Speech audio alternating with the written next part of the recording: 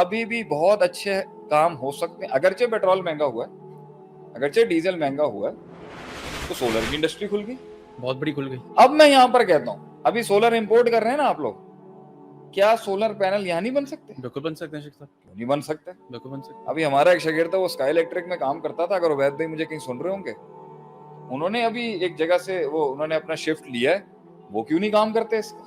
ऐसे ही शेख साहब। बड़ा कॉटेज इंडस्ट्री अभी भी।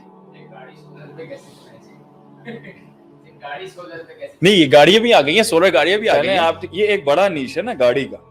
मैं आपसे यहाँ पर कह रहा हूँ कि जब इतने मसाइल, जब आपका स्टेटस का इशू नहीं है, जब आपने किसी को नहीं दिखाना, जब आपने नीड्स पूरी करनी है, तो आदमी कट साइज कर सकता है।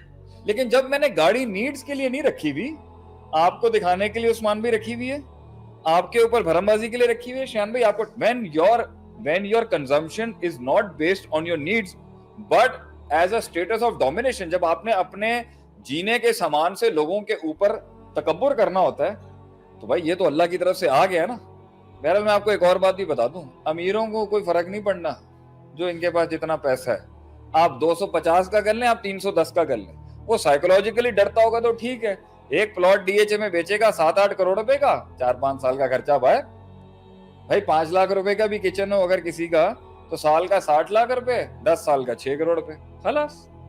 इन्होंने एक प्लॉट बेचना है, और ये असल तो मिडिल क्लास पिटेगी ना, असल तो मिडिल क्लास और जो उससे नीचे के उनके ऊपर आएगा।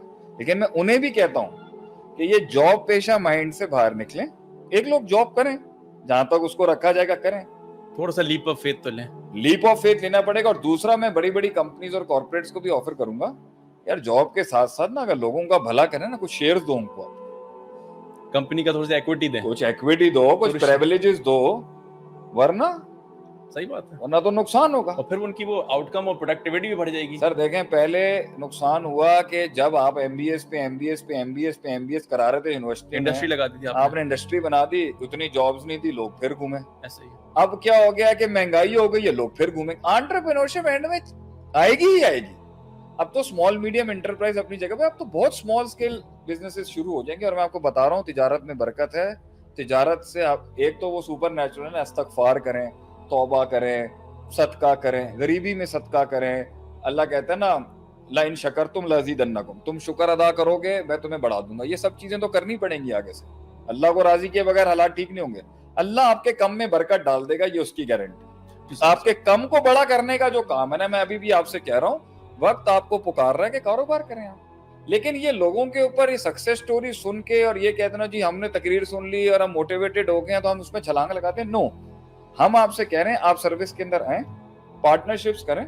मैं आपको कहता हूं, हम 3-4 दोस्त मिलके एक छोटा सा हाउस खोल लेते हैं और अपने कोशिश करते हैं, इंशाल्लाह ताला खर्चा। इसमें भी इनको डर लगता है, बोलते हैं कि मैंने गुजरात में एक लड़के की काउंसलिंग कर रहा था, मैं नाम नहीं लूंगा, मैंने उससे वैसे पूछा क्या करते हो, कमरे में एक सीट रखी हुई, एक कंप्यूटर रखा हुआ बहुत अच्छा सा, ठीक है, ग्राफिक डिजाइनर था या क्या, अच्छा हम ग्राफिक डिजाइनिंग की भी टूल्स दे रहे हैं, ये भी बताते हैं आगे से।